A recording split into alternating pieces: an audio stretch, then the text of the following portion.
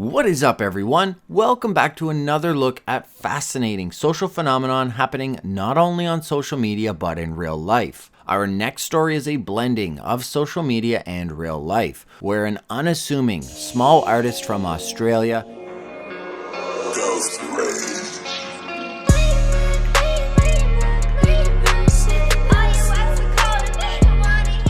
is suddenly wooed by artists with a cult-like following and millions of doting fans from around the world. Recently, a diss track was dropped by the Australian artist named Zheani, accusing members of Die Antwoord of human trafficking and various forms of mental abuse. You say you fucking pick me cause I look like your daughter 16. You're disgusting, pedophile cunt. Hope you're glad that I'm finally gushing. This has come into the mainstream spotlight in part due to a thoughtful YouTuber named Edwins Generation. He did two phenomenal pieces on this developing story that shows not only both sides of the argument, but how everything came to be the way it is now. One hell of a hot mess. Now the group, Die Antwoord, was not happy to say the least, so they reacted how any hip-hop group would react to a diss track, and they sent Zheani a cease and desist letter demanding she take down the song. This is yet another instance of predatory behavior being outed into the public eye. Last month we had the first victim of Romeo Lacoste come out, and since then we've seen over a dozen come forward and share their stories. Cancel culture is in full swing, and although Trisha Paytas' earlier attempt to cancel David Dobrik didn't go as planned, with her deleting the video within days of its release, and I'm just gonna put it all out on this video, and I'm starting with David, because even though Jason's creepy and disgusting, David's on a whole other level of being an actual horrible person. It seems like the newest target of cancel culture is Die Antwoord. The story I'm about to share can easily highlight a number of ongoing social media issues in 2019. It has elements of hashtag #MeToo in sexualized grooming and even human trafficking. Yes means yes and no means no.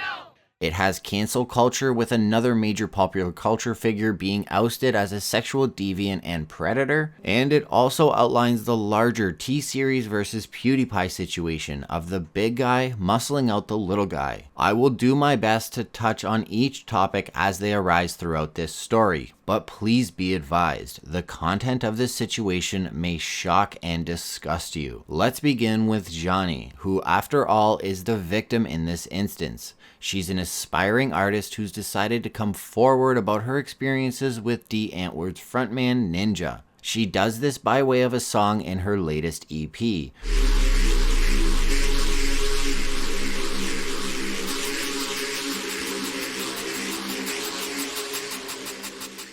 Which at first glance doesn't garner the attention it would later command. Die Antwoord eventually get wind of said diss track and its lyrical content and have a top-notch New York lawyer send a cease and desist letter to her, a show of force in an attempt to intimidate and scare her into further silence, which typically would work. But Zheani is not your average person, and she's made these claims with conviction.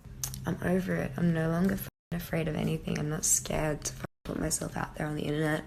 I've been locked up in a little mental box for like 5 years, and now it's all over. So what does she do? She decides to film a music video and leak screenshots of private DMs between her and Ninja, corroborating any and all allegations made in the lyrical content of the diss track. Of course, screenshots and DMs can be manipulated. However, this story is still developing, and we are going to give Zheani the benefit of the doubt in that her claims are based in fact. Also, after watching every conceivable video regarding this issue, I've come to my own conclusions that Zheani means business and is not going to back down to anyone, which speaks volumes to anyone trying to make an accurate determination of whose story is true. The allegations are very serious and involve grooming a young aspiring artist from Australia and trafficking her back to South Africa with sexualized context, all leading to an eventual non-consensual situation and even further abuse as time went on. This could all be for naught, and no actual charges may come of this. However, the way Ninja and Yolandi are acting and trying to silence this young artist speaks volumes towards their potential guilt. There is an abundance of information out there. Tons of various live streams that Zheani has done and responses from Yolandi and Ninja themselves. 2 responses from Yolandi have been taken off some social media accounts for violating terms of service in bullying. As legions of Die Antwoord stans flock toward Zheani's social media accounts and flame her, there are a few things of interest to note, however. One being that previous diss tracks have been received quite well, especially when it's a bigger artist than them, like say Eminem, who received a lighthearted freestyle response from Ninja and Yolandi. This time, however, it appears that Ninja and Yolandi have chosen the legal route in an effort to minimize any potential damage. This has of course backfired and given the song more mainstream attention than it likely would have garnered on its own. Is this a clear case of a smaller artist leeching and clout chasing off of the bigger? In the Eminem instance, yes, it does appear that way. In the Zheani instance, I think that this is something founded in fact, and the responses from Ninja and Yolandi to minimize any guilt has had the opposite effect. I mean, they took the Eminem diss track as a clear opportunity to grow their audience. Is it on? Yo, Em, how you doing, brah? What's up, Eminem? Oh my god, sorry we haven't hit you back in a second, dude, but we just heard your new shit. Sounds like you miss us. You are so funny. However, now it appears that they are accusing Zheani of the same thing. The key difference here is the criminal element. The back and forth between Eminem and Yolandi and Ninja seems to be all in good spirits and all fun and games. That is, until the subject matter is of a criminal nature and is focused instead on yourself and your past indiscretions. Why were they so willing to engage Eminem's diss? Okay, your name's Eminem, but I call you Eminem just because it rhymes with something, you know? Like that, like Eminem. Eminem went to jail, got a little bit of semen in his bum, and he was never ever seen again. But they are clearly trying to silence Zheani. I think the answer is pretty obvious. It's because one's going to help their career and the other would severely damage it. So it looks like artistic criticism is only well received when it's of benefit. Although I do think this extends beyond artistic criticism because of the criminal element. Still, this is a typical Hollywood or entertainment framework that has led to the birth of this entire clout-chasing culture. The story between Zheani and Die Antwoord begins with Yolandi contacting her on Instagram, saying that they liked her style and wanted to have a chat. This quickly evolved into an internet relationship between Ninja and Zheani, that would result in her being flown out to South Africa to meet the duo.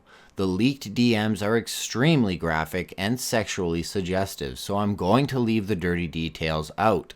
As you read through some of the messages, you get a clear grooming vibe, and Ninja guiding the conversation towards the supernatural, and in some cases, even the demonic, with suggestions of drinking blood, lots of sexting, and an unassuming superfan enamored with the idea of connecting with a larger-than-life star. Ninja, it is so fucking cold outside.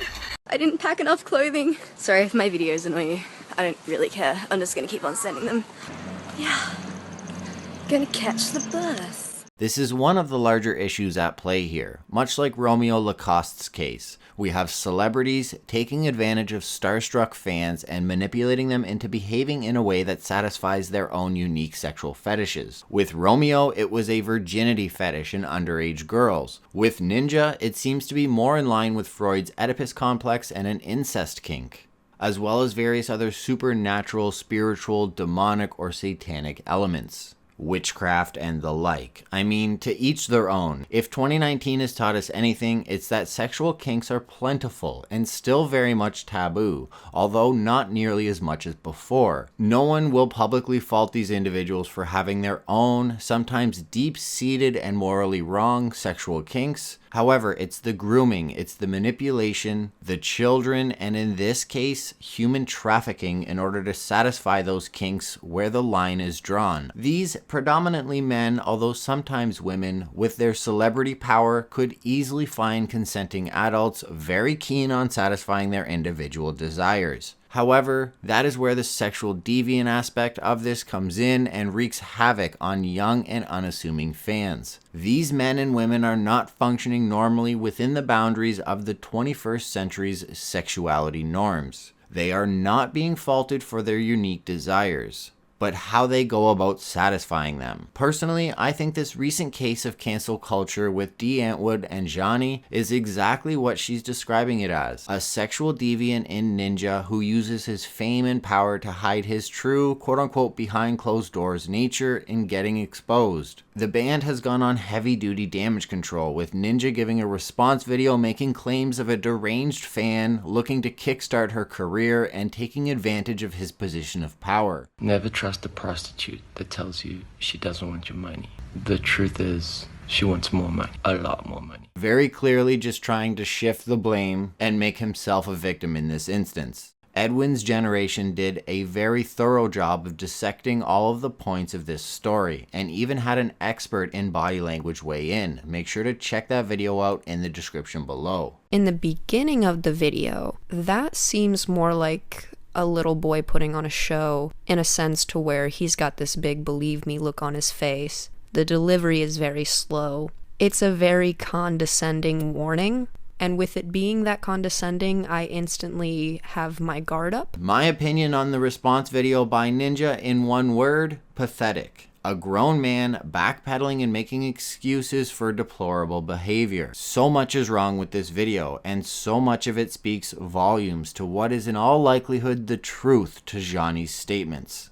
You say you fucking pick me cause I look like your daughter 16. You're disgusting, pedophile cunt. Hope you're glad that I'm finally gushing. So private schoolboy, you're running. You jack white trash gangster style. But I come from that nightmare, you fake fuck. I'm about to pay the price, bye your locks up. You shared those photos, one not set with bomb cup. Emailed them to Copley, that was a crime cunt. Sex offending ass, come to Australia, get locked up. I figured I would give you a little taste of what her music video is like. If you've enjoyed this video and want to see more content, I have another video planned that delves a little deeper into this Die Antwoord and Zheani situation. And then after that, I am open to suggestions, pending any significant news happening with Ice Poseidon. Also, if you'd like me to go over this recent donation begging, membership begging, computer donation begging stream that he did, let yourself be heard in the comments.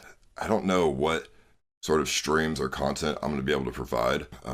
I'm going to probably just do desktop streams, and whatever else, I just need to save money, and I just need to do streams that try to get as much money as I can so I can pay that fucking lawyer. The lawyer I have to pay him $700 an hour on like a $25,000 retainer.